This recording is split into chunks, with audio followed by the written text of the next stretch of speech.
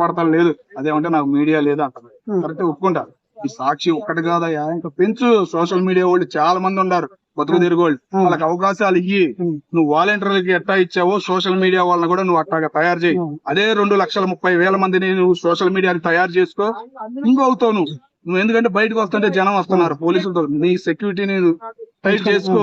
నువ్వు మాట్లాడు, ఒక పదం మాట్లాడాలంటే కూడా నువ్వు నేర్చుకోవాలి, చాలా నేర్చుకోవాలి. మరి జగన్ గారు ఏం చదువుకున్నారో నాకైతే తెలియదు, కానీ మైనస్ అవుతుంది. ఏదైనా 10 బయటకు వచ్చి చెప్పాలంటే భయపడిపోతున్నాడు, తడబడిపోతున్నాడు, క్లియర్ గా మాట్లాడలేకపోతున్నాడు, రాసుకుంది కూడా చదివి చెప్పలేకపోతున్నాడు. ఆ ఫీలింగ్ అనేది పోవాలి జగన్మోహన్ రెడ్డి గారు. ఒక నాయకుడు లక్షణాలు కనపడాలి. వైఎస్ లక్షణాలు అయితే కనపడటం లేదు. వైఎస్ మూమెంట్ వేరేగా ఉండేది, మరి ఆ లక్షణాలు కనపడతాయి. 27 పాదయాత్ర మొదలయ్యే టయానికైనా పూర్తయ్యే టయానికి వైఎస్ అనే ఒక ఫీలింగ్ అనేది కలిగిద్దా అనేది చూడాలి. థ్యాంక్ యూ అన్న. Okay right.